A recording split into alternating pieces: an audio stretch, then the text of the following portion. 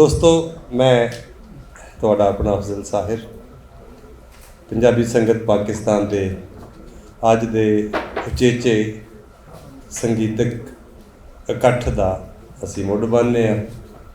ਸੰਗੀਤ ਨਾਲ ਜਿਹੜੀ ਇਸ ਸੰਗਤ ਦੀ ਜੁੜਤ ਜਾਂ ਸੰਗੀਤ ਦੇ ਹਵਾਲੇ ਨਾਲ ਵੱਖੋ ਵੱਖ ਪ੍ਰੋਗਰਾਮ, ਖਾਸ ਤੌਰ 'ਤੇ ਕਲਾਸੀਕਲ ਸੰਗੀਤ ਔਰ ਪੱਕਾ ਸੰਗੀਤ, ਜਿਹਦੀ ਕੋਈ ਸਾਡੀ 800-900 ਹਜ਼ਾਰ ਅਤੇ ਵਸੇਬੀ ਤਹਿਜ਼ੀਬੀ ਪੱਧਰ 'ਤੇ ਉਸ ਤੋਂ ਵੀ 2-3 ਹਜ਼ਾਰ ਸਾਲ ਪੁਰਾਣੀ ਤਹਿਜ਼ੀਬ ਹੈ, ਪੁਰਾਣੀ ਰੀਤ ਹੈ ਮਿਊਜ਼ਿਕ ਦੀ।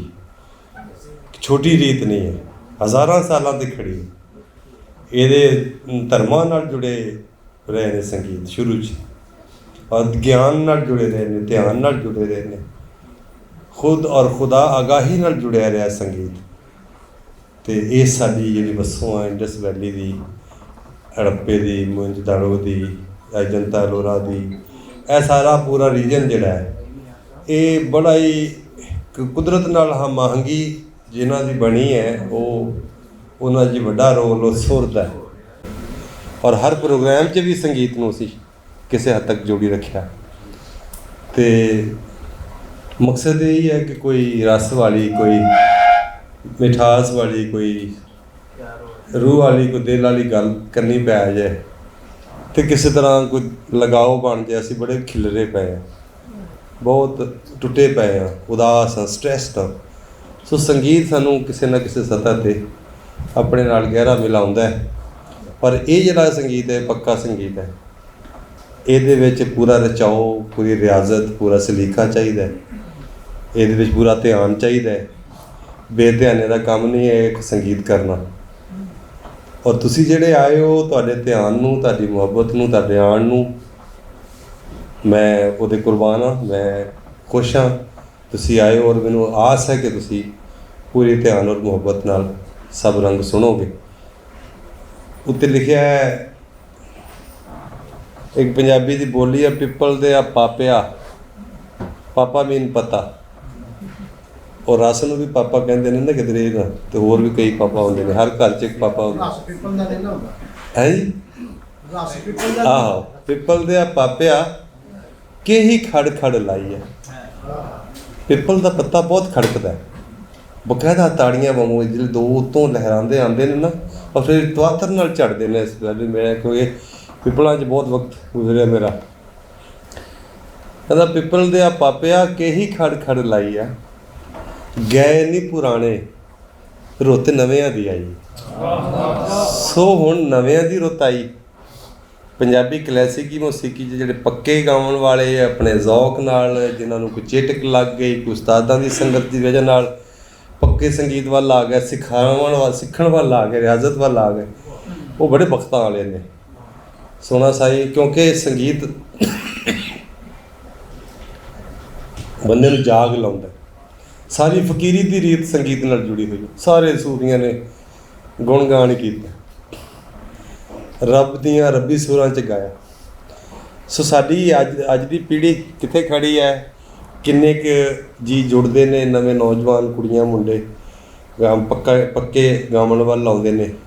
ਇਸ ਸਾਰੀ ਸੂਰਤ ਹਾਲ ਬਾਰੇ ਕਿ ਅਜੋਕੇ ਜਿਹੜੀ ਪੱਕੇ ਸੰਗੀਤ ਦੀ ਜਿਹੜੀ ਰੂਪ ਰੇਖਾ ਹੈ, ਖਾਸ ਤੌਰ 'ਤੇ ਸਾਡੇ ਇੱਥੇ, ਵੈਸੇ ਤਾਂ ਬਹੁਤ ਲੰਬਾ ਮੌਜੂ ਹੈ, ਉੱਥੇ ਲੰਮੀਆਂ ਗੱਲਾਂ ਹੋ ਸਕਦੀਆਂ ਨੇ। ਔਰ ਉਸਤਾਦ ਪਰਵੇਜ਼ ਪਾਰਸ ਜੀ ਜਿਨ੍ਹਾਂ ਨੇ ਇਹ ਗੱਲ ਤੋਰਨੀ ਹੈ, ਉਹ ਤਾਂ ਗਿਆਨੀ ਨੇ ਇਸ ਕੰਮ ਦੇ, ਔਰ ਸਮਝ ਲਓ ਕਿ ਉਹ ਥਿਓਰੈਟੀਕਲੀ ਵੀ ਪ੍ਰੈਕਟੀਕਲੀ ਵੀ ਬਹੁਤ ਆਗਾਹ ਬੰਦੇ, ਜਾਣਕਾਰ ਬੰਦੇ, ਜਿਨ੍ਹਾਂ ਨੇ ਵੱਡੀ ਇੱਕ ਪੰਜਾਬੀ 'ਚ ਕਹਿੰਦੇ ਨੇ ਫੇਰਾ ਕੱਢਿਆ ਉਮਰਾਂ ਵਰਗਾ। ਅਤੇ ਵੱਡਿਆਂ ਘਰਾਣਿਆਂ, ਕਸਬੀ ਲੋਕਾਂ ਤੋਂ ਵੀ ਮਾਨਤਾ ਖੱਟੀ ਇੱਥੋਂ ਤੱਕ। ਇਹ ਮੈਂ ਸਮਝਦਾ ਕਿ ਪਾਰਸ ਸਾਹਿਬ ਦੇ ਸਿਦਕ ਨੂੰ ਸਲਾਮ ਹੈ, ਇਹਨਾਂ ਦੇ ਇਸ਼ਕ ਨੂੰ ਸਲਾਮ ਹੈ। ਔਰ ਜਿੰਨਾ ਇਹਨਾਂ ਨੇ ਸੰਗੀਤ ਲਈ ਕੀਤਾ ਹੈ, ਇਹ ਇੱਕ ਵੱਡਾ ਲੈਜੈਂਡਰੀ ਕੰਮ ਹੈ, ਵੱਡਾ ਕੰਮ ਹੈ। ਇਹਨਾਂ ਵਰਗਾ ਕੰਮ ਕਿਸੇ ਨੇ ਨਹੀਂ ਕੀਤਾ। ਕਸਬੀ ਘਰਾਣਿਆਂ ਨੇ ਬਹੁਤ ਸਾਰੀਆਂ ਚੀਜ਼ਾਂ ਐਵੇਂ ਰੋਕੀ ਰੱਖੀਆਂ। ਇਹਨਾਂ ਦੇ ਕੋਲੋਂ ਉਹ ਇੱਕ ਤਰ੍ਹਾਂ ਨਾ ਇੱਕ ਦਿਆਲੂ ਰੂਹ ਹੈ ਇਹਨਾਂ ਦਾ। ਔਰ ਫਿਰ ਪੜ੍ਹਦੇ ਵੀ ਪੂਰੀ ਹੈ, ਸ਼ਾਇਰੀ ਵੀ ਕਰਦੇ ਨੇ, ਲਿਖਦੇ ਵੀ ਨੇ, ਸੰਗੀਤ 'ਤੇ ਇਹਨਾਂ ਦੀਆਂ ਕਿਤਾਬਾਂ ਨੇ। ਸੋ ਇਹਨਾਂ ਦੀਆਂ ਗੱਲਾਂ ਅਸੀਂ ਮੁੜ ਜੇ ਸੁਣਨੇ ਹਾਂ। ਉਸ ਤੋਂ ਬਾਅਦ ਮੇਰਾ ਦਿਲ ਹੈ, ਮੈਨੂੰ ਬੁਖਾਰ ਹੈ, ਚੰਗਾ ਜੀ, ਵਾਹ ਬਾਈ।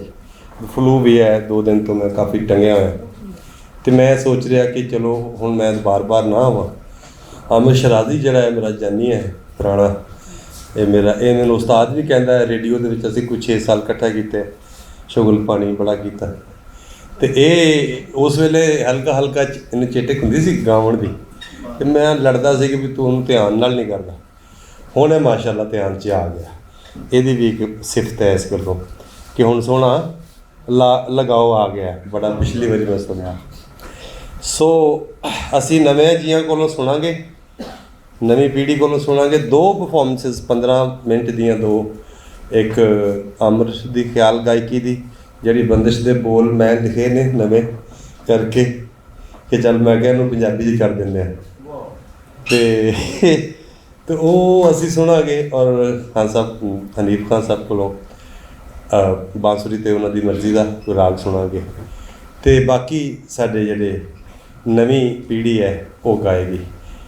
ਕੀ ਸਾਡੀ ਇਸ ਵੇਲੇ ਜੋ ਕਿ ਰੂਪ ਰੇਖਾ ਹੈ ਪੱਕੇ ਸੰਗੀਤ ਦੀ, ਉਸ ਪੱਖੋਂ ਸਾਡੇ ਵੱਡਕੇ ਸੰਗੀਤ ਦੇ ਜਾਣਕਾਰ ਉਸਤਾਦ ਪਰਵੇਜ਼ ਪਾਰਸ ਜੀ ਹੋਰੀ ਕੀ ਕਹਿੰਦੇ ਨੇ, ਇਹ ਇਹਨਾਂ ਨੂੰ ਸੱਦਦੇ ਹਾਂ। ਉਸਤਾਦ ਜੀ ਤੁਸੀਂ ਆਓ, ਕੁਝ ਮੁੱਢਲੀ ਗੱਲ ਕਰੋ ਅਤੇ ਫਿਰ ਅਸੀਂ ਅੱਗੇ बढ़ेंगे। ਸੰਗੀਤ ਜਿਹੜਾ ਹੈ ਇਹ ਹੁਣ ਚੂੰਕਿ ਇੱਥੇ ਚੂੰਕਿ ਘਰਾਣੇਦਾਰ ਲੋਕਾਂ ਨੇ ਬੜੇ ਖਿਲਾਫ ਰਹੇ ਕਿ ਸੰਗੀਤ ਦੀਆਂ ਕਿਤਾਬਾਂ ਨਹੀਂ ਪੜ੍ਹਨੀ ਚਾਹੀਦੀ। ਹੁਣ ਜਦ ਦੱਸੋ ਕਿਤਾਬ ਨਹੀਂ ਪੜ੍ਹੋਗੇ ਤਾਂ ਉਹਦੀ ਹਿਸਟਰੀ ਲਫ਼ਜ਼ ਭੁੱਲ ਭੱਲ ਜਾਂਦੇ ਨੇ। ਇਸੇ ਕਰਕੇ ਲੋਕ ਜਾਣਦੇ ਨਹੀਂ ਕਿ ਇਹ ਜਿਹੜਾ ਸਾਡਾ ਪੱਕਾ ਸੰਗੀਤ ਹੈ ਇਹ ਪੰਜਾਬ ਤੋਂ ਦਿੱਲੀ ਤੇ ਇੱਧਰ ਉੱਧਰ ਖਿਲ ਰਿਹਾ। ਇਹ ਜ਼ਿਹਨ 'ਚ ਰੱਖੋ, ਇਹ ਗੱਲ ਪੱਕਣੀ। ਜਿਹੜਾ ਸਭ ਤੋਂ ਵੱਡਾ ਸੰਗੀਤ ਦਾ ਘਰਾਣਾ ਅਤੇ ਤਬਲੇ ਦਾ ਵੱਡਾ ਘਰਾਣਾ ਦਿੱਲੀ ਸਮਝਿਆ ਜਾਂਦਾ ਹੈ, ਗਵਾਲੀਅਰ ਵੱਡਾ ਘਰਾਣਾ ਸਮਝਿਆ ਜਾਂਦਾ ਹੈ ਸੰਗੀਤ ਦਾ। ਉਹਨਾਂ ਦੇ ਵੱਡੇ ਲਖਨਊ ਤੋਂ ਗਵਾਲੀਅਰ ਆਏ, ਗਵਾਲੀਅਰ ਦੇ ਰਹਿਣ ਵਾਲੇ ਨਹੀਂ ਸਨ ਹੱਦੂ ਅਸੂਖਾਨ ਤੋਂ। ਲਖਨਊ ਤੋਂ ਵੀ ਪਿੱਛੋਂ ਉਹਨਾਂ ਦੇ ਜਿਹੜੇ ਵੱਡੇ ਸਨ ਉਹ ਸਾਡੇ ਇੱਥੇ ਪੰਜਾਬ ਕਸੂਰ ਤੋਂ ਲਖਨਊ ਸ਼ਿਫਟ ਹੋਏ। ਆਪਣੇ ਕਾਰੋਬਾਰ ਵਾਲੀ ਕਾਰੋਬਾਰ ਇੱਥੇ ਘੱਟ ਰਹਿ ਗਿਆ ਤੋ ਘਰਾਣਾ ਗਵਾਲੀਅਰ ਬਣ ਗਿਆ। ਪੰਜਾਬ ਅਫਸੋਸ ਹੈ ਕੋਈ ਘਰਾਣਾ ਨਾ ਬਣਿਆ ਸਿਵਾਏ ਤਬਲੇ ਦੇ। ਤੇ ਬਹੁਤੀ ਗੱਲ ਲੰਬੀ ਨਹੀਂ ਕਰਦੇ। ਇਸ ਤਰ੍ਹਾਂ ਤਬਲੇ ਦਾ ਜਿਹੜਾ ਘਰਾਣਾ ਹੈ ਨਾ ਦਿੱਲੀ ਦਾ, ਜਿਹਨੂੰ ਬੜਾ ਕਿਹਾ ਜਾਂਦਾ ਕਿ ਤਬਲਾ ਦਿੱਲੀ ਤੋਂ ਸ਼ੁਰੂ ਹੋਇਆ, ਉਹ ਅਸਲ 'ਚ ਲੋਕ ਸਾਰੇ ਸੁਧਾਰ ਖਾਂ ਕਹਿੰਦੇ ਨੇ ਜੀ ਉਹ ਉਂਗਲਾਂ ਤੇ ਪੰਜੇ ਨਾਲ ਤਬਲਾ ਵਜਾਉਣਾ ਸ਼ੁਰੂ ਕੀਤਾ। ਤਾਂ ਉਹ ਇੱਥੋਂ ਉਹਨਾਂ ਦੀ ਰਿਸ਼ਤੇਦਾਰੀਆਂ ਕਸੂਰ 'ਚ ਮੌਜੂਦ ਸਨ। ਕੁਝ ਕਿੱਸੇ ਕਹਾਣੀਆਂ ਵੀ ਬੜੀਆਂ ਨੇ ਸਾਡੇ ਸੰਗੀਤ 'ਚ ਵੀ ਅਤੇ ਸ਼ਾਇਰੀ 'ਚ ਵੀ। ਗੱਲ ਕੁਝ ਹੁੰਦੀ ਹੈ ਉਹਨੂੰ ਬਣਾ ਕੁਝ ਦਿੱਤਾ ਜਾਂਦਾ। ਕਿਉਂਕਿ ਤਬਲਾ ਜਿਹੜਾ ਹੈ ਉਹ ਪਤਾ ਨਹੀਂ ਕਦੋਂ ਦਾ ਵੱਜਣ ਡਿਆ ਸੀ, ਲੇਕਿਨ ਉਹ ਪਖਾਵੀ ਦੇ ਤਰੀਕੇ ਨਾਲ ਇਹ ਕਿਸੇ ਨੇ ਅਫਜ਼ਲ ਸਾਹਿਬ ਨਾਲ ਰਲ ਕੇ ਤਬਲੇ ਤੋਂ ਵੱਖਰਾ ਇੱਕ ਕਰਾਂਗੇ ਗੱਲ ਕਹਾਣੀ ਤਾਂ ਕਿ ਲੇਕਿਨ ਦੱਸਣ ਇਹ ਰਹਿ ਕਿ ਗੱਲ ਕੁਝ ਹੁੰਦੀ ਹੈ ਤਾਂ ਉਹਨੂੰ ਬਣਾਇਆ ਕੁਝ ਜਾਂਦਾ। ਕਹਿੰਦੇ ਨੇ ਕਿ ਮੌਦੂ ਖਾਨ ਸਨ ਉਹ ਬਨਾਰਸ ਘਰਾਣੇ ਦੇ ਜਿਹੜੇ ਸ਼ੁਰੂ ਕਰਨ ਵਾਲੇ ਸਨ, ਰਾਮ ਸਾਏ ਉਹਨਾਂ ਦਾ ਨਾਂ ਸੀ। ਉਹਨਾਂ ਦੀ ਬੀਵੀ ਨੇ 500 ਗਤਾ ਉਹਨਾਂ ਨੂੰ ਜੇਲ੍ਹ 'ਚ ਦਿੱਤੀਆਂ। ਅੱਛਾ, ਲੇਕਿਨ ਪਹਿਲੀ ਗੱਲ ਤੇ ਕਿ ਜਿਹੜੇ ਤਬਲੇ ਨਾਲ ਮੁਤਲਕ ਲੋਕ ਬੜੇ ਘੱਟ ਨੇ ਕਿ ਗਾਤ ਅਤੇ ਪਰਨ 'ਚ ਫਰਕ ਹੁੰਦਾ। ਉਹ ਤਬਲੇ ਦੀਆਂ ਪਰਨਾਂ ਸਨ, ਉਸ ਵੇਲੇ ਤਬਲਾ ਹੁੰਦਾ ਕੋਈ ਨਹੀਂ ਸੀ। ਤੋ ਤਬਲੇ ਦੀਆਂ ਗਤਾਂ ਕਿੱਥੋਂ ਆਈਆਂ, ਇਵੇਂ ਦੀ ਗੱਲਾਂ ਕੁਝ ਨਿਖੇੜਨ ਵਾਲੀਆਂ ਵੀ ਉਹ ਤਬਲੇ 'ਚ ਕਰਾਂ ਗੱਲ। ਖੈਰ, ਤੇ ਗੱਲ ਇਹ ਕਿ ਸੰਗੀਤ ਜਿਹੜਾ ਉਹ ਤਾਂ ਪੱਕਾ ਹੀ ਹੁੰਦਾ। ਕੱਚਾ ਸੰਗੀਤ ਤਾਂ ਕੋਈ ਵੀ ਨਹੀਂ। ਕੱਚੇ ਦਾ ਸੰਗੀਤ ਦਾ ਮਤਲਬ ਕਿ ਜਿਹੜਾ ਬਸੂਰਾ ਅਤੇ ਖਿਲਰਿਆ ਨਾ ਹੋਵੇ। ਅਫਜ਼ਲ ਸਾਹਿਬ ਨਾਲ ਸਾਡਾ ਤਾਲੁਕ ਬੜਾ ਕੋਈ 30 ਕੁ ਸਾਲ ਪੁਰਾਣਾ, ਇਦੋਂ ਵੀ ਕੋਈ ਬਹੁਤਾ। ਉਹ ਸਾਡੀ ਬੈਠਕ ਹੁੰਦੀ ਸੀ ਲਕਸ਼ਮੀ ਚੌਕ ਕੇ, ਰੋਜ਼ ਆਉਂਦੇ ਸਨ, ਕਰਦੇ ਤੇ ਸ਼ਾਇਰੀ ਸਨ, ਲੇਕਿਨ ਕੋਲ ਬਹਿ ਕੇ ਲਾਲਾ ਮੋਹਸਨ ਰਫੀ ਜਵਾਜ਼ ਉਹ ਵੀ ਕੋਲ, ਅਤੇ ਇਹਨਾਂ ਸੁਣੀ ਜਾਣਾ ਕਈ ਇਕੱਠੇ। ਤੂੰ ਇਹਨਾਂ ਦੇ ਅੰਦਰ ਵਸੇ ਹੈ। ਦਰਅਸਲ ਐਵੇਂ ਗੱਲਾਂ ਨਹੀਂ ਕਰਦੇ ਸੰਗੀਤ ਦੀਆਂ, ਉਹ ਬੜਾ ਅੰਦਰ ਕਈ ਚੀਜ਼ਾਂ ਰਚ ਜਾਂਦੀਆਂ। ਤੋ ਫਿਰ ਇਸੇ ਕਰਕੇ ਇਹਨਾਂ ਨੂੰ ਕਿਹਾ ਇਹ ਟੋਰੀ ਰੱਖਦੇ ਨੇ। ਵੇਖੋ ਅੱਜ ਦੇ ਇਹਨਾਂ ਦੇ ਪ੍ਰੋਫਾਈਲ 'ਚ ਕ੍ਰੈਡਿਟ 'ਚ ਸਾਰੀ ਮਹਿਫਿਲ ਹੈ। ਬੜੀ ਵੱਡੀ ਗੱਲ ਹੈ ਕਿ ਪੰਜਾਬੀ ਸੰਗਤ ਦੇ ਇਜਲਾਸ 'ਚ ਕਿੰਨੇ ਬੜੇ ਆਰਟਿਸਟ ਗਾਣ ਵਜਾਣਗੇ। ਤੇ ਸਾਡੀ ਤੇ ਕੋਸ਼ਿਸ਼ ਹੈ, ਲੇਕਿਨ ਇੱਕ ਕੋਸ਼ਿਸ਼ ਜਿਹੜੀ ਹੈ ਉਹ ਫਿਲਹਾਲ ਸਾਡੇ ਕੁਝ ਵੱਸ 'ਚ ਵੀ ਨਹੀਂ ਗਈ। ਮੇਰੀ ਤੇ ਇਹ ਖਾਹਿਸ਼ ਹੈ, ਕਈ ਸੁਣਨ ਵਾਲੇ ਵੀ ਇਹ ਚਾਹੁੰਦੇ ਨੇ, ਬਹੁਤੇ ਸੁਣਨ ਵਾਲੇ ਅੱਜ ਦੇ ਦੌਰ 'ਚ ਇਹ ਚਾਹੁੰਦੇ ਨੇ ਕਿ ਹੱਲਾ ਗੁੱਲਾ ਹੋਵੇ ਸੰਗੀਤ 'ਚ। ਹੁਣ ਇਹਦੇ 'ਚ ਪਤਾ ਨਹੀਂ ਸੁਣਨ ਵਾਲਿਆਂ ਦਾ ਘੱਟ ਹੈ ਅਫਜ਼ਲ ਸਾਹਿਬ ਕਿ ਗਾਉਣ ਵਜਾਉਣ ਵਾਲੇ ਦਾ ਘੱਟ ਹੈ, ਦੋਵਾਂ ਦਾ ਰਲ ਕੇ ਹੀ ਕਰੇ ਹੈ ਨਾ।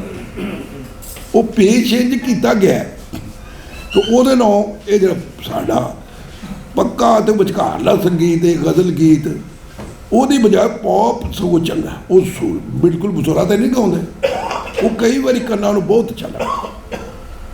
ਸਾਡੇ ਸੰਗੀਤ 'ਚ ਕਹਿਣ ਦੀ ਗੱਲ ਨਹੀਂ, ਬੜਾ ਸ਼ੋਰ ਤੇ ਹੰਗਾਮਾ ਬੜਾ।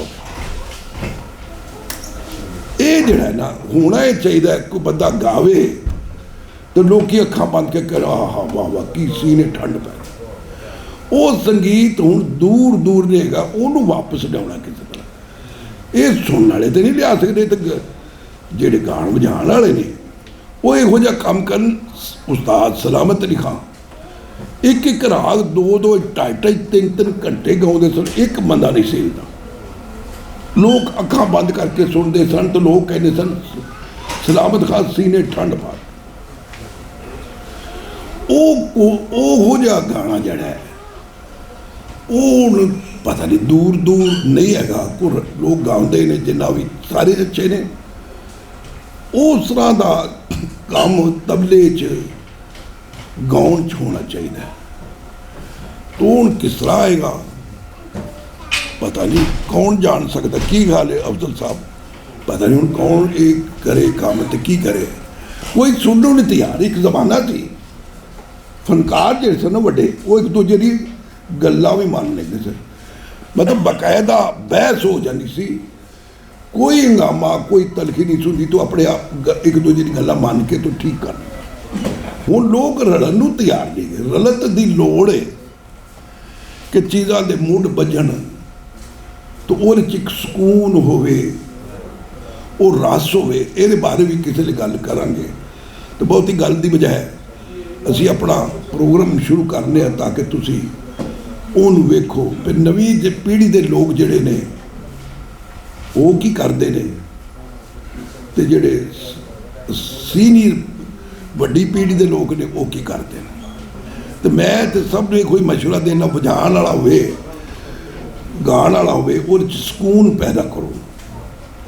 ਅੱਜ ਜਿਹੜਾ ਦੌਰ ਹੈ ਇੰਤਸ਼ਾਰ ਦਾ ਦੌਰ ਹੈ, ਲੋਕਾਂ ਦੀਆਂ ਪਰੇਸ਼ਾਨੀਆਂ ਨੇ, ਬਿਜਲੀ ਦੇ ਬਿੱਲ ਵੱਧ ਗਏ ਨੇ, ਲੋਕੀ ਉਹ ਭਾਵੇਂ ਬਿੱਲ ਤੇ ਨਹੀਂ ਕੱਟ ਸਕਦੇ ਲੇਕਿਨ ਕਮ ਸੇ ਕਮ ਕੁਝ ਜ਼ਹਿਨੀ ਸਕੂਨ ਲਈ ਮੂਸੀਕੀ ਜਿਹੜੀ ਬੜਾ ਕੰਮ ਕਰ ਸਕਦੀ। ਸੰਗੀਤ ਜਿਹੜਾ ਇਹਨੂੰ ਕੁਝ ਇਹਦਾ ਰਸਤਾ ਇਹੋ ਜਿਹਾ ਬਣਾਇਆ ਜਾਏ ਕਿ ਉਹ ਸਕੂਨ ਪੈਦਾ ਹੋ ਜਾਏ, ਹੈ ਨਾ, ਤਾਂ ਕਿ ਲਗਜ਼ੌਤਲ ਨਾ ਖਾਣੇ ਪੈਣ।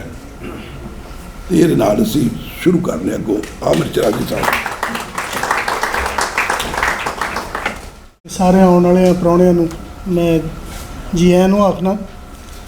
ਤੇ ਖਸੂਸੀ ਤੌਰ 'ਤੇ ਜਿਹੜੇ ਇਸ ਕਸਬ ਦੇ ਉਸਤਾਦ ਨੇ, ਉਹਦੇ ਵਿੱਚ ਜੋਰਜ ਇਕਬਾਲ ਸਾਹਿਬ ਬੈਠੇ ਨੇ, ਇਹਨਾਂ ਨੂੰ ਜੀ ਆਇਆਂ ਨੂੰ ਆਖਣਾ। ਉਸਤਾਦ ਮੁਹੰਮਦ ਹਨੀਫ ਖਾਨ ਸਾਹਿਬ ਨੇ, ਉਹਨਾਂ ਨੂੰ ਜੀ ਆਇਆਂ ਨੂੰ ਆਖਣੇ। ਉਸਤਾਦ ਜਾਫਰ ਹੁਸੈਨ ਰੰਧਾਵਾ ਸਾਹਿਬ ਨੇ, ਖੈਰਤ ਅਲੀ ਖਾਨ ਸਾਹਿਬ ਨੇ। ਇਹਨਾਂ ਦੇ ਆਉਣ 'ਤੇ ਇੱਕ ਭਰਪੂਰ ਤਾੜੀ ਹੋਣੀ ਚਾਹੀਦੀ।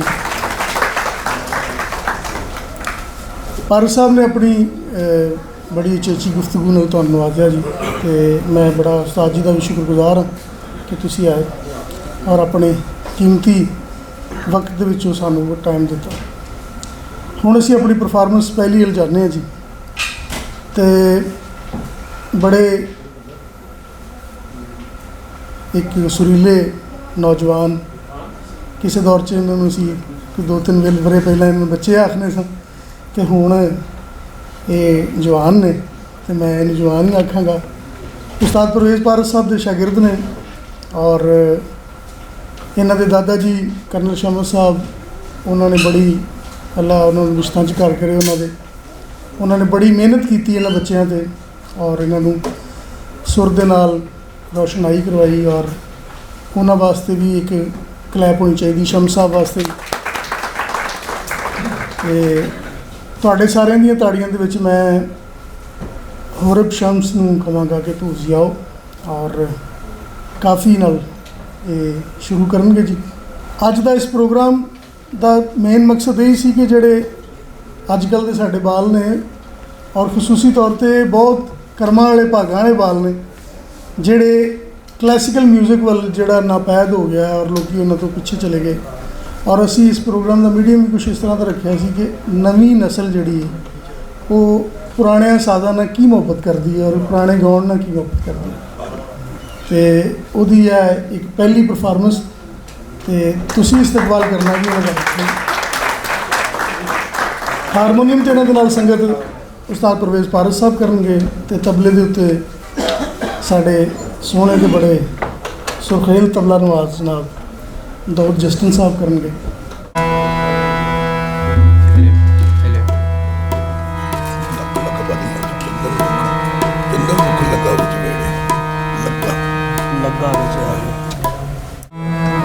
गाने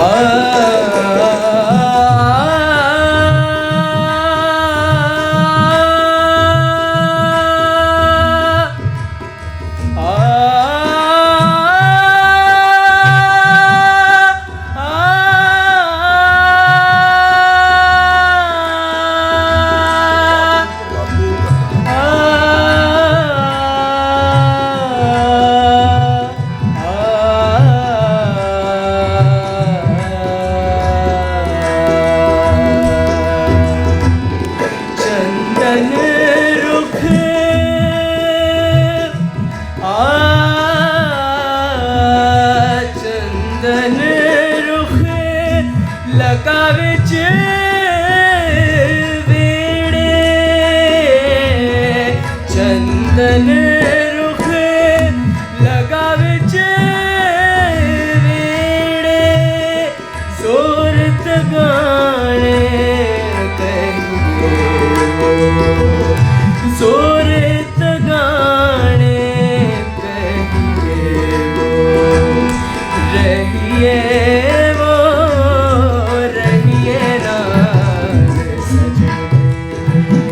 रहिए वो रहिए नाल सजदे।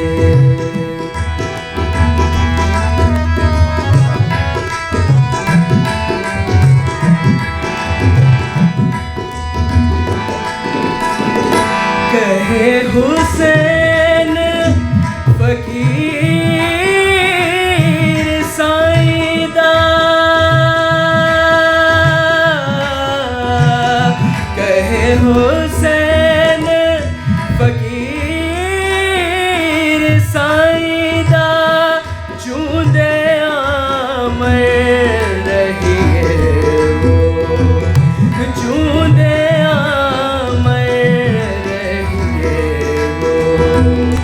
रहिए वो रहिए नाल सजदे। रहिए वो रहिए नाल सजदे। आ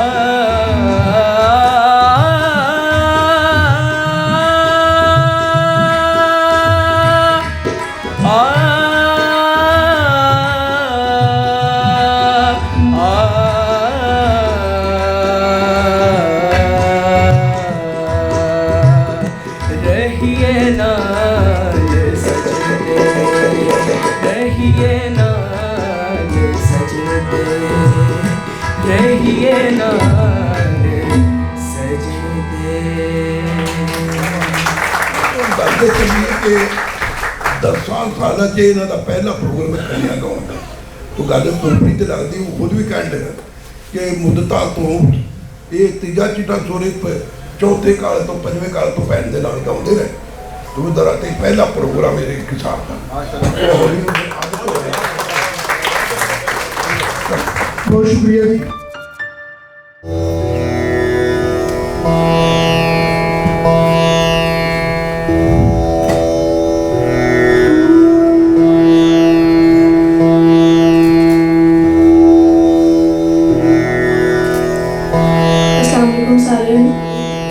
मैं महानूर आज थोड़े सारे के सामने राग भागेश्वरी पेश करांगी अपने उस्ताद हनीफ साहब ते मेरे इतने सारे सीनियर्स की ते खसूसन परवेज पारद साहब की इजाजत नाल राग भागेश्वरी सुनाऊंगी।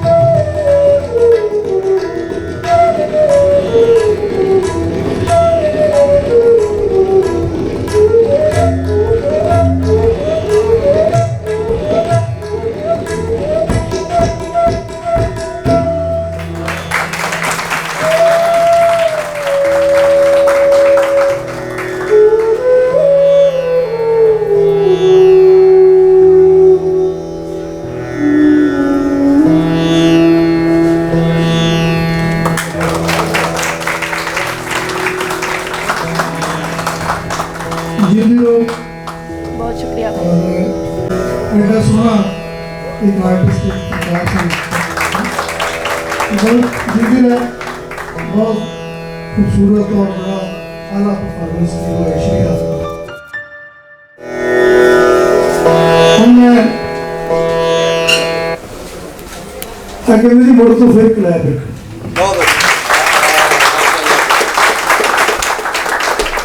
हम जी साढ़े बड़े प्यारे और बड़े सुकड़ तो बड़े सुरीले फनकार क्लासिकल गाते हैं। अज उन्होंने काफ़ी वास्ते किया कि वो अपने मनपसंद गाने जी काफ़ी सुनाएंगे। तो उस्ताद मोहम्मद हनीफ खान साहब के शागिर्द ने तो तुहाडे सारे दी ताली दे विच फसीला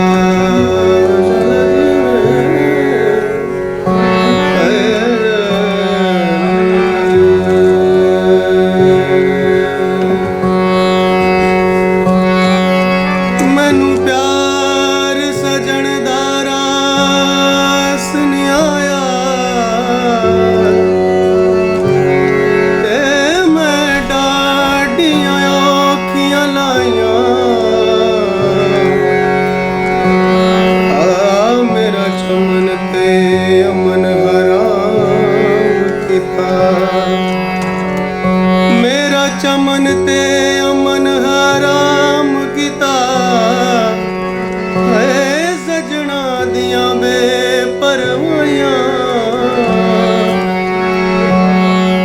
मैड वसन दा जे मकान ना होवे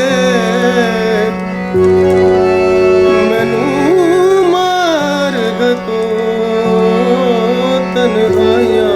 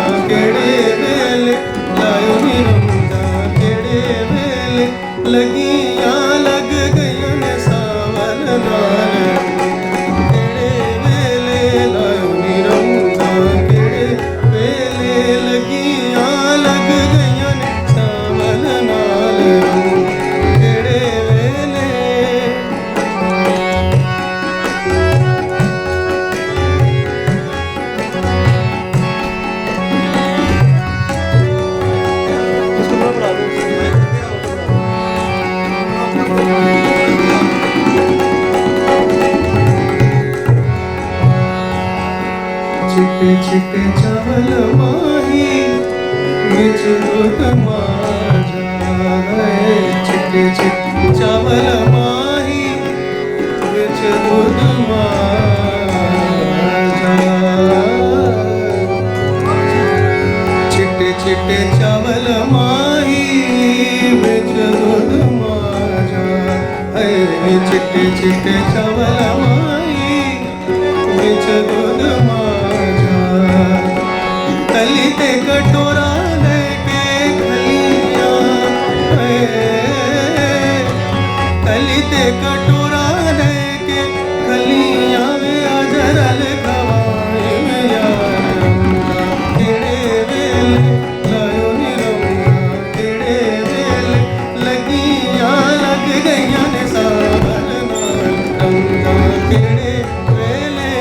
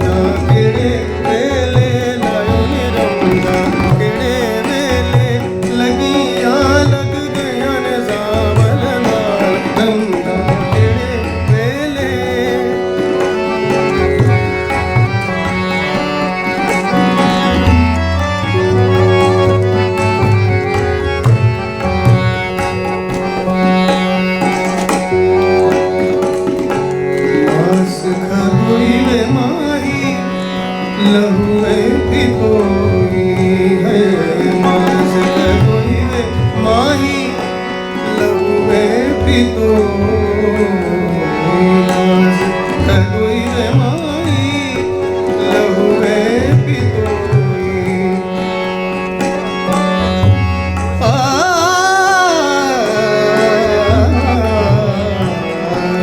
मास कदोई वे माही लहुए प्रीतोई चुन चुन सट नाए हड्डियां है चुन चुन सट नाए हड्डियां वे कौन सटन दे नैया रंगा तेरे वेले लायो रंगा केड़े वेले लगियां लग गईयां ने सावल नाल रंगा केड़े वेले लायो नी रंगा केड़े वेले लगियां वे लग गईयां नी सावल नाल रंगा केड़े रंगा केड़े रंगा केड़े वेले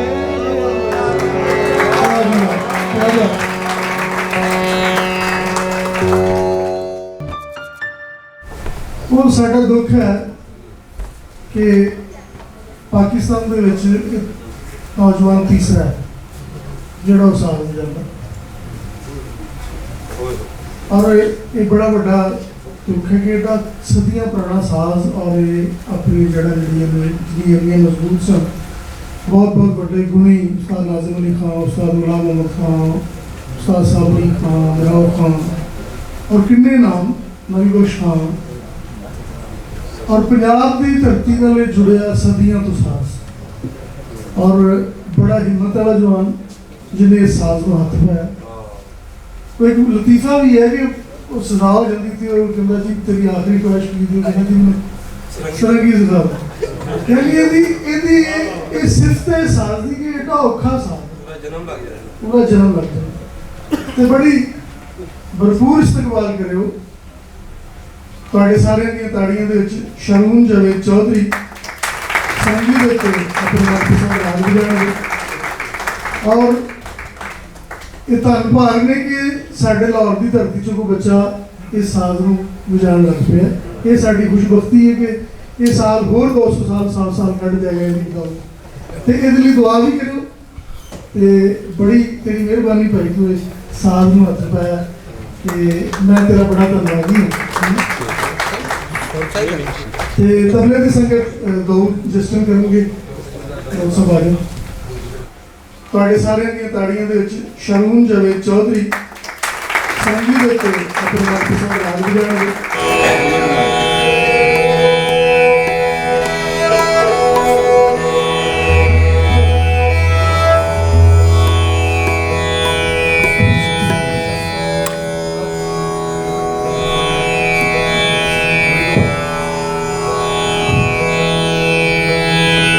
ਪੰਜਾਬੀ ਸੰਗਤ ਦਾ ਮੈਂ ਧੰਨਵਾਦ ਕਰਦਾ ਹਾਂ ਕਿ ਉਹਨਾਂ ਨੇ ਮੈਨੂੰ ਇੱਥੇ ਸੱਦਾ ਦਿੱਤਾ ਮੇਰੀ ਮਿਸਾਲ ਇਸ ਤਰ੍ਹਾਂ ਹੀ ਹੈ ਕਿ ਇੱਕ ਜਿਵੇਂ ਰੇੜਦਾ ਹੋਇਆ ਬਾਲ ਕੰਧ ਦੇ ਨਾਲ ਹੱਥ ਲਾ ਕੇ ਟੁਰਦਾ ਹੈ ਤੇ ਮੈਂ ਇਸ ਸੰਗੀ ਜੀ ਮੈਂ ਇਸੇ ਤਰ੍ਹਾਂ ਹਾਂ ਤੇ ਮੇਰੇ ਕੋਲ ਜਿਹੜੀ ਵੀ ਕੋਈ ਗਲਤੀ ਹੋਵੇ ਮੈਨੂੰ ਮਾਫੀ ਦੇਣਾ ਸਾਰੇ ਉਸਤਾਦਾਂ ਦੀ ਇਜਾਜ਼ਤ ਦੇ ਨਾਲ ਸੁਬਹ ਦਾ ਰਾਗ ਸ਼ੁਰੂ ਕਰਾਂਗਾ ਹੋ ਗਏ ਟਾਈਮ ਤੇ ਨਹੀਂ ਹੈ ਲੇਕਿਨ ਫਿਰ ਵੀ ਉਸਤਾਦ ਜੀ ਦੀ ਇਜਾਜ਼ਤ ਦੇ ਨਾਲ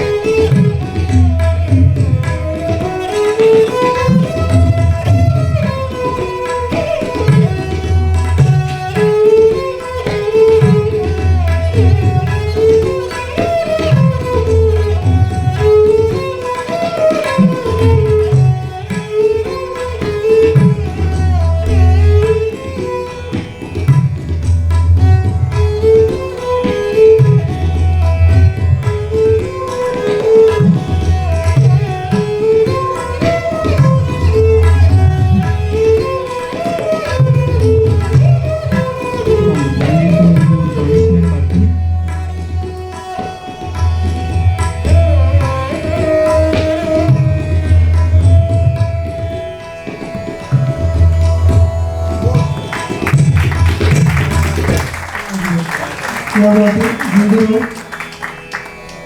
ਪਾਕਿਸਤਾਨ ਦੇ ਵਿੱਚ ਇੱਕ ਨੌਜਵਾਨ ਤੀਸਰਾ ਹੈ ਜਿਹੜਾ ਉਹ ਸਾਜ਼ ਵਜਾਉਂਦਾ, ਔਰ ਇਹ ਬੜਾ ਵੱਡਾ ਦੁੱਖ ਹੈ ਕਿ ਇਹਦਾ ਸਦੀਆਂ ਪੁਰਾਣਾ ਸਾਜ਼ ਔਰ ਇਹ ਆਪਣੀ ਜਿਹੜੀਆਂ ਮਜ਼ਬੂਤ ਸਨ। ਬਹੁਤ ਵੱਡੇ ਗੁਣੀ ਉਸਤਾਦ ਨਾਜ਼ਿਮ ਅਲੀ ਖਾਨ, ਉਸਤਾਦ ਗੁਲਾਮ ਮੁਹੰਮਦ ਖਾਨ, ਉਸਤਾਦ ਸਾਬ ਅਲੀ ਖਾਨ, ਰਾਓ ਖਾਨ ਔਰ ਕਿੰਨੇ ਨਾਮ, ਨਵੀਬਖਸ਼ ਖਾਨ, ਔਰ ਪੰਜਾਬ ਦੀ ਧਰਤੀ ਨਾਲ ਇਹ ਜੁੜਿਆ ਸਦੀਆਂ ਤੋਂ ਸਾਜ਼, ਔਰ ਬੜਾ ਹਿੰਮਤ ਵਾਲਾ ਜਵਾਨ ਜਿਹਨੇ ਇਸ ਸਾਜ਼ ਨੂੰ ਹੱਥ ਪਾਇਆ। ਕੋਈ ਇੱਕ ਲਤੀਫਾ ਵੀ ਹੈ ਕਿ ਉਹ ਸਜ਼ਾ ਹੋ ਜਾਂਦੀ ਸੀ, ਉਹ ਕਹਿੰਦਾ ਜੀ ਤੇਰੀ ਆਖਰੀ ਖੁਆਇਸ਼ ਕੀ ਸੀ, ਕਹਿੰਦਾ ਜੀ ਮੈਨੂੰ ਸਰੰਗੀ ਸਜ਼ਾ। ਕਹਿੰਦੀ ਇਹਦੀ ਇਹ ਸਿਫਤ ਹੈ ਸਾਜ਼ ਦੀ ਕਿ ਇਹਦਾ ਔਖਾ ਸਾਜ਼, ਉਹਦਾ ਜਨਮ ਲੱਗ ਜਾਂਦਾ। ਇਹ ਧੰਨ ਭਾਗ ਨੇ ਕਿ ਸਾਡੇ ਲਾਹੌਰ ਦੀ ਧਰਤੀ 'ਚੋਂ ਕੋਈ ਬੱਚਾ ਇਸ ਸਾਜ਼ ਨੂੰ ਵਜਾਉਣ ਲੱਗ ਪਿਆ। ਇਹ ਸਾਡੀ ਖੁਸ਼ਬਖਤੀ ਹੈ ਕਿ ਇਹ ਸਾਲ ਹੋਰ 200 ਸਾਲ ਕੱਢ ਜਾਏਗਾ ਇਹਦੀ ਗੱਲ, ਤੇ ਇਹਦੇ ਲਈ ਦੁਆ ਵੀ ਕਰਿਓ। ਤੇ ਬੜੀ ਤੇਰੀ ਮਿਹਰਬਾਨੀ ਭਾਈ ਤੂੰ ਇਸ ਸਾਜ਼ ਨੂੰ ਹੱਥ ਪਾਇਆ, ਤੇ ਮੈਂ ਤੇਰਾ ਬੜਾ ਧੰਨਵਾਦੀ ਹਾਂ। ਹੁਣ ਉਸਤਾਦ ਪਰਵੇਜ਼ ਪਾਰਕ ਸਾਹਿਬ ਦੇ ਬੜੇ ਹੋਣਹਾਰ ਸ਼ਾਗਿਰਦ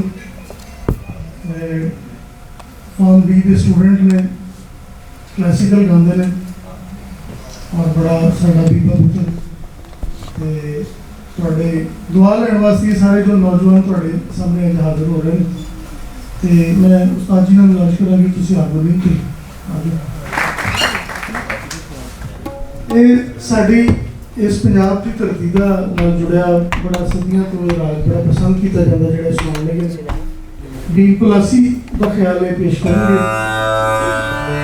ਤੇ ਉਫਾਜ਼ ਨਸੀਮ ਤੁਹਾਡੇ ਸਾਹਮਣੇ ਖਿਆਲ ਪੇਸ਼ ਕਰਨਗੇ।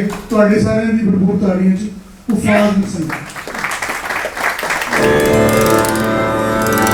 सारे अस्सलामुअलैकुम जी, बड़ी सब की इजाज़त के नाल उस्ताद जी की खास इजाज़त के नाल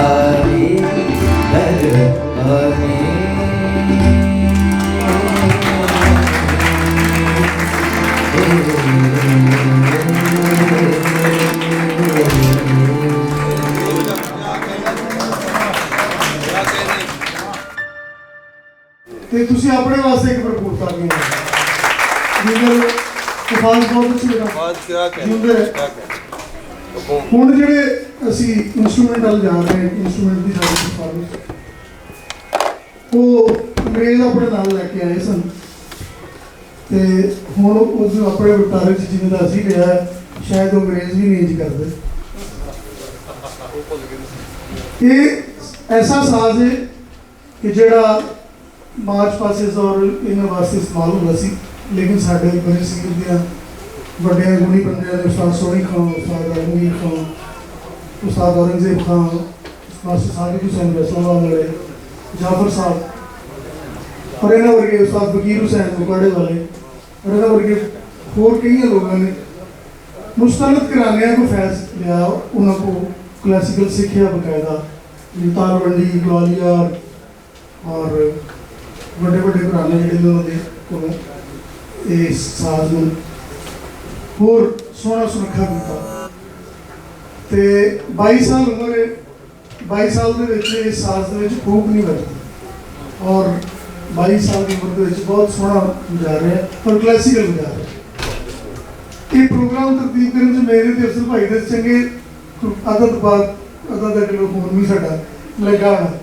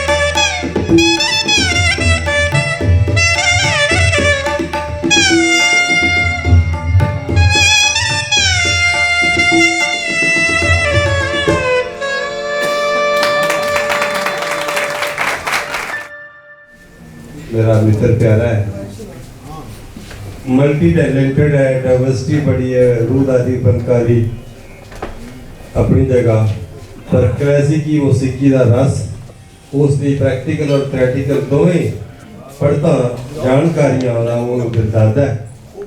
ते उस्ताद एजाज कैसरपुरा को उन्होंने सीखा, फिर उस्ताद फतेह अली हैदराबादी ग्वालियरी उन्होंने को शिगिर्दी की, फिर उस्ताद परवेज पारस होरा को, तो ये तीन उस्तादा को उन्होंने फैज लिया। तो अज सानू ख्याल एक सुनान की लोग है ना जो रात से ख्याल के जो बोलने बंदिश ने वो अफजल साहब साहब मेरे दोस्त ने उन्होंने वो लिखे ने ते अगो ओ हाँ जी वही ते सुर सेवा दे मोरी ने आमिर शराजी मेरा आड़ी है, मेरा ग्राई है।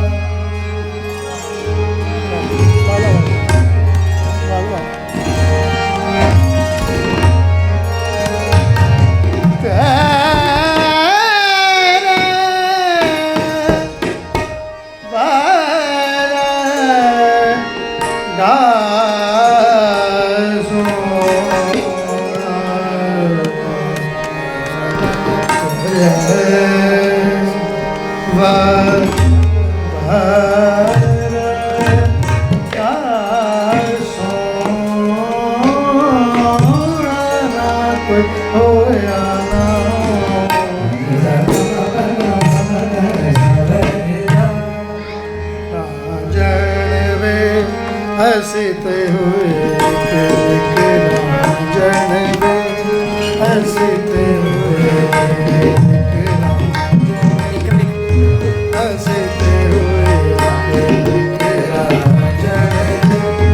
हंसते हुए कोई ना गया तू जा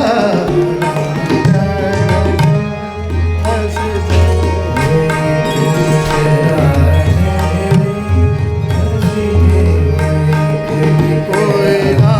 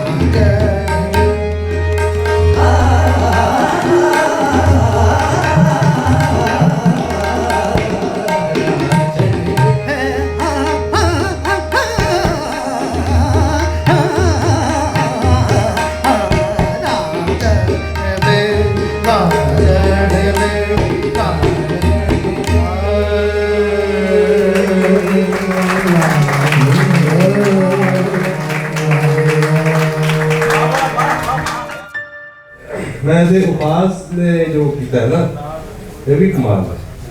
ਉਸਤਾਦ ਤੇ ਤੁਸੀਂ ਉਸਤਾਦ ਹੋ, ਪਰ ਉਪਾਸ ਨੇ ਵੀ ਅੱਜ ਮੋਹ ਲਿਆ ਕਿ ਵੀ ਸਾਨੂੰ ਲੱਗਦਾ ਕਿ ਸਾਡੇ ਪੱਕੇ ਸੰਗੀਤ ਦੀ ਔਰ ਪੰਜਾਬੀ ਜਿਹੜੀ ਪੀੜ੍ਹੀ ਹੈ ਉਹਦੇ ਵੱਲੋਂ ਸਾਡੀ ਭਗਤ ਜਿਹੜੀ ਉਹ ਬੜੀ ਚੰਗੀ ਹੈ। ਬੜਾ ਇੱਕ ਆਸਰਾ ਹੋਇਆ ਅੱਜ ਦੇ ਪ੍ਰੋਗਰਾਮ ਨੇ ਇਹ ਵੀ ਸਾਨੂੰ ਦੱਸਿਆ ਕਿ ਵਾਕਈ ਉਹ ਰੁੱਤ ਨਵਿਆਂ ਦੀ ਆਈ ਹੈ ਤੇ ਉਹ ਲੱਗੇ ਰਹਿਣ ਸਿਰਕ ਨਾਲ ਤੇ ਕੋਈ ਨਾ ਕੋਈ ਰੱਬ ਲੇਖੇ ਚਾੜ ਹੀ ਦਿੰਦਾ ਹੈ, ਕੋਈ ਨਾ ਕੋਈ ਵਕਤ ਬੁਲੰਦ ਕਰ ਹੀ ਦਿੰਦਾ।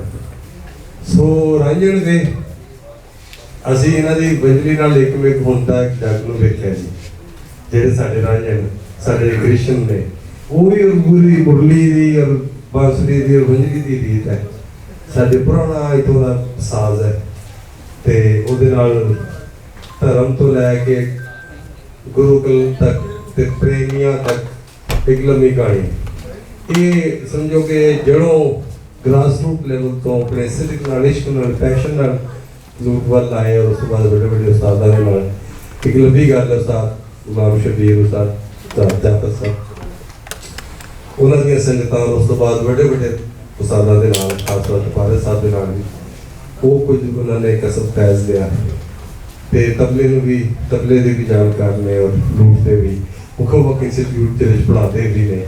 ਸੋ ਉਸਤਾਦ ਨੇ ਮਿਊਜ਼ੀਸ਼ੀਅਨ ਨੇ ਕਮਾਲ ਦੇ ਔਰ ਬਹੁਤ ਵਧੀਆ ਬਾਜ਼ਰੀ ਨਵਾਜ਼ ਨੇ ਕੁਝ ਕੋਟੀ ਦੇ ਸਾਡੇ ਦੇਸ਼ ਦੇ ਦੋ ਚਾਰ ਵਿਰਲੇ ਬਾਜ਼ਰੀ ਨਵਾਜ਼ ਉਹਨਾਂ ਦਾ ਸ਼ੁਮਾਰ ਹੈ। ਪਰ ਸਾਰਿਆਂ ਦੀਆਂ ਤਾੜੀਆਂ 'ਚ ਸਾਡੇ ਮਾਣਯੋਗ ਬਾਜ਼ਰੀ ਨਵਾਜ਼ ਉਸਤਾਦ मोहम्मद हनीफ खान साहब ने कहा और सुरमंडल ते मेरा पुत्र है उबई ये नाल सुरमंडल छेड़िया।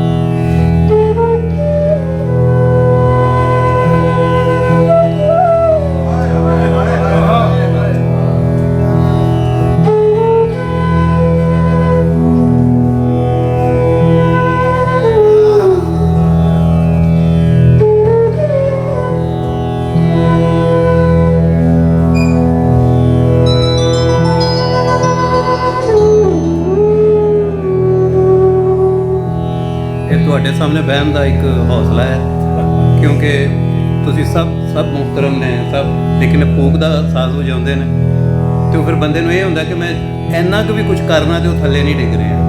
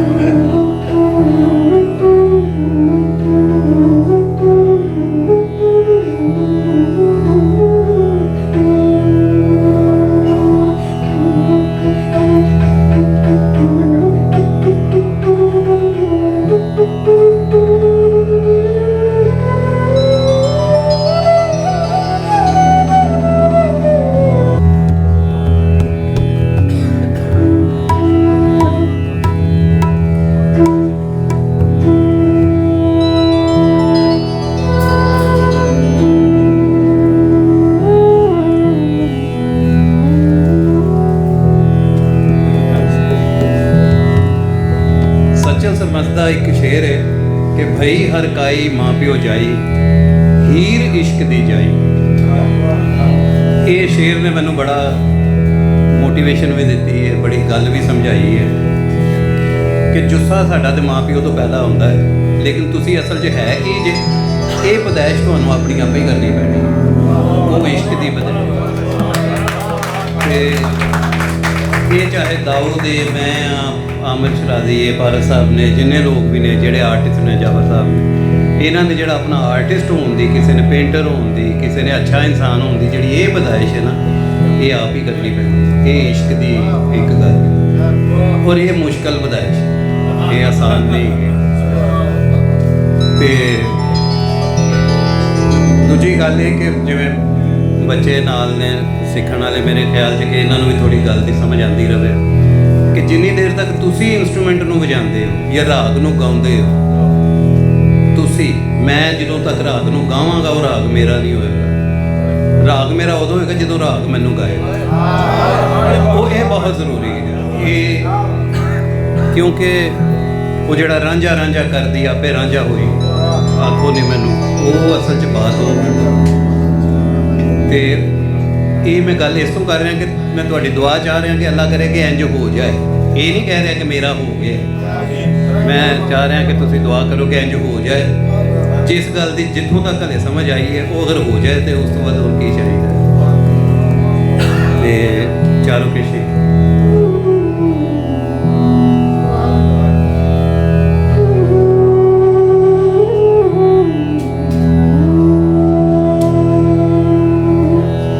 ਛੋਟਾ ਜਿਹਾ ਨਾ ਟੁਕੜਾ ਸਵਾਲ ਜਵਾਬ ਦਾ, ਉਹਦੇ ਮੈਂ ਡਿਟੇਲ 'ਚ ਨਹੀਂ ਜਾਂਦਾ, ਲੇਕਿਨ ਇੱਕ ਜਵਾਬ ਤੇ ਮੁਖਤਲਫ ਸਵਾਲ ਸਾਨੂੰ ਸਾਰਿਆਂ ਨੂੰ ਇਹ ਪੇਸ਼ ਆਉਂਦੇ, ਤੇ ਉਹ ਇੱਕ ਜਵਾਬ ਜਿਹੜਾ ਉਹ ਅਸੀਂ ਆਪ ਹਾਂ, ਤੇ ਸਵਾਲ ਉਹ ਜਿਹੜੇ ਸਾਨੂੰ ਚੀਜ਼ਾਂ ਦਰਪੇਸ਼ ਆਉਂਦੀਆਂ। ਇਹਦਾ ਨਾਮ ਰੱਖਿਆ ਹੈ ਅਨੇਕ ਸਵਾਲ ਇੱਕ ਜਵਾਬ। ਸੋ ਉਹ ਮੈਂ ਤੁਹਾਡੇ ਸਾਹਮਣੇ ਪਾ ਸਕਦਾ। ਜਵਾਬ ਜਿਹੜਾ ਔਰ ਸਵਾਲ